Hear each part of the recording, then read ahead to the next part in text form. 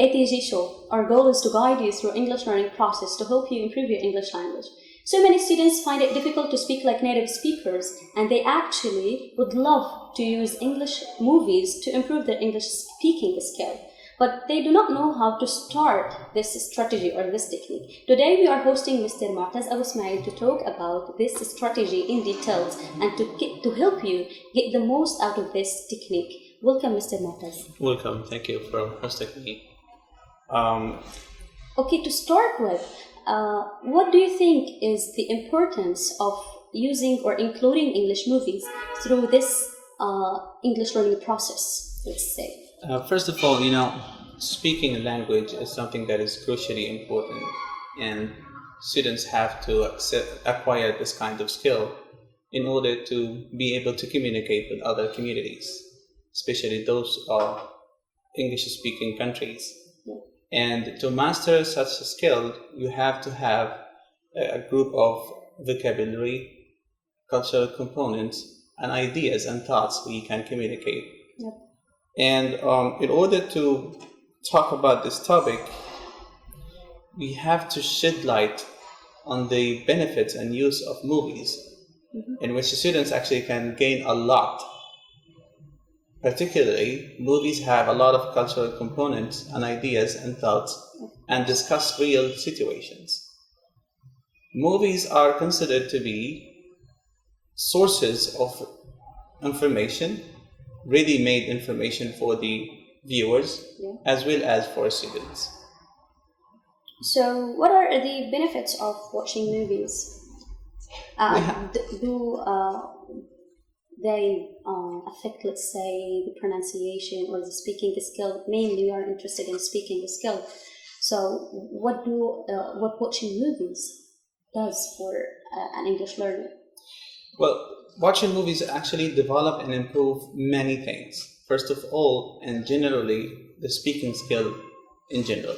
But we have more to do with the pronunciation and vocabulary, as well as the content. In terms of speaking, when the students are actually watching the movies, they will definitely be curious of how these people using this English with a spontaneous way, and will develop absolutely the idea of curiosity in order to understand how these things done in a movie. So there will be having something we call it internal motivation of the student. After that, we do have something has to do with the pronunciation. The students will be able to adopt the correct way of pronouncing words to get rid of the accented English that have actually all around the world. Every country, every community has its own culture, it has its own accent, and the pronunciation, articulation, taste of articulation, and manner of articulation. Do you recommend students to follow specific accent?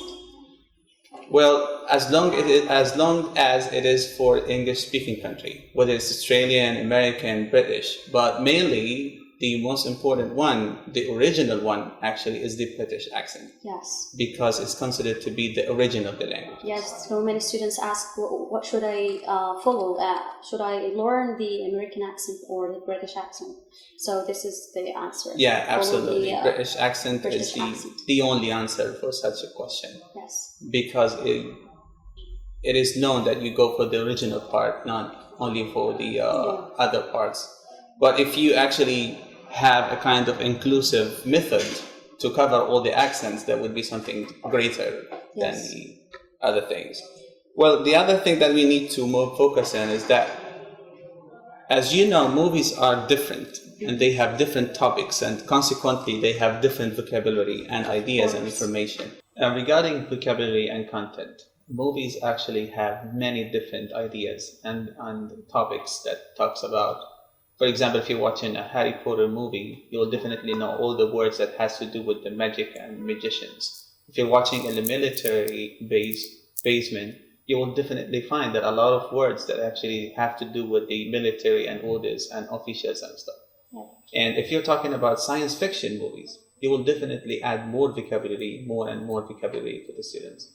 So it's like a group of lectures and a series of lectures that help students understand the vocabulary and culture, and even the situation and context that the vocabulary are used in. In this case, these students will definitely develop the idea of semantic abilities, in which these students will be able to communicate and comprehend and innovate new ideas and new sentences and generate new phrases that are commonly used inside the context. And on the top of that, vocabulary are not to be learned and kept by heart alone.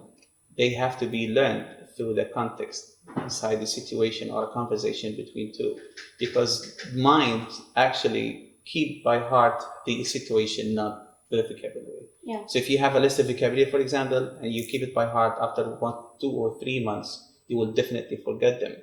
But if you watch a movie and you see that situation that happens in front of your eyes, you will never ever forget that situation. But some students actually, they use the new vocabularies into sentences. So they build their own expressions and their own language, let's say, while using these vocabularies and new vocabularies in their list into the sentences. Do you recommend this way, or to follow this idea? That to let the students make their own sentences, not just to follow the sentences made by the native speakers in these movies. Well, absolutely, because language is generative, right? You have to generate your own ideas and vocabulary. You combine the vocabularies and sentences the way you like, but for one condition, that you reveal the meaning, and the meaning has to be outstanding and understandable by the native speakers and the users of English, not only native speakers, right? So movies will provide you all of these things in a ready mode and helpful and ready now, because of the technological advances that we have. Now you guys have subtitles in the movies that are in English, so you don't have to search for the whole word all the time. Yes. And this will make it a lot easier for the students to acquire and learn, and at the same time enjoy English, because it's at the end of the story, it's an entertainment, because it's a movie at the end of the story, right? Yes. Regarding also about vocabulary, you have to know one thing that is very important. That is, you're going very deep inside the culture, because movies are made to discuss cultural issues that happening inside one community. Of course, yes. If you are watching the American movies from Hollywood, you will definitely find that they're talking about cultural and social issues that happening inside the American community, of course, and the British community as well. So you go inside that community, live with them inside the movie, and acquire every single information that is needed and that will probably mention in their own conversations. I mean, if you want to talk about with native speakers about their own ideas, their own daily life, their own issues, politics, economics, other stuff, you will definitely find the same situations that are already discussed in the movies. Of course. So what are your suggestions for those students who are going to follow this strategy, let's say? Are they going to just watch a movie and get the caps and write them down and memorize them? Well, they have to work on the idea of having a habit of watching. Yeah. It's not only watching, but a habit of watching. What does that mean? It means that you have to watch on a weekly basis at least, like 2 movies in a week, and will help you actually get used to the language, because if you stay far from the language for a little bit, then you will lose everything and start over, which is not a good idea, because you're not going to make a progress. And progress is the focus of our students, because they need to accumulate more vocabulary and ideas. Yes. And the other thing is that they have to use the subtitles at the beginning of their watching, and after a while they have to remove the subtitles. Or we can say, let them watch it twice. The first time with subtitle, and the next time or the other time without subtitle, to get the whole story first. Absolutely. Do you recommend that? Yeah, absolutely. That could be one of the methods. Because if you use subtitles all the time, you will be relying on using the subtitles, and you will lose the attention or attentive listening, in which you actually put your full attention inside the listening skill in order to receive the new vocabulary.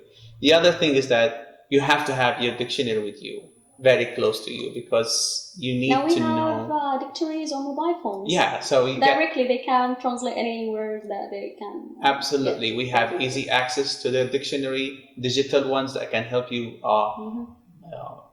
find out or look up a word in a point of flash. I mean, in a very short period of time, in a second, so you don't have to worry as we used to be using the hard copy of the dictionary. Dictionaries, yes. And the other thing, which was the engine, the source power of my learning English, is to keep quotations and full scenes by heart. And try to practice it in front of people. Like the people used to do in Arabic films. Yeah, absolutely. So learning that kind of scenes or even quotations will give you the confidence to perform it in front of other students.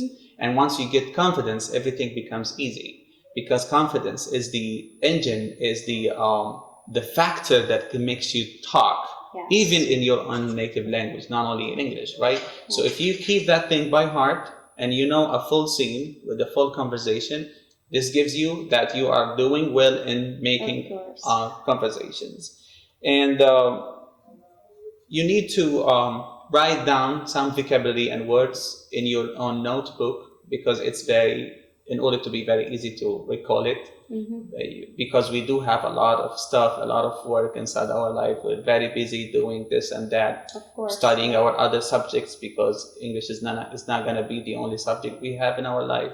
So if you have like a small note and write down those words from movies that you get, and revise them in the morning. If you are traveling, commuting back and forth from your place to the school, you can actually catch your notebook, and it's easy to remember them. Yeah, a small notebook to hold it anywhere. Yeah, absolutely. This will help you. Or you can use it on cell phone if you are actually, because we're living in the age of technology, and the kids have the greater ability than us to using their phones. Of course, yes.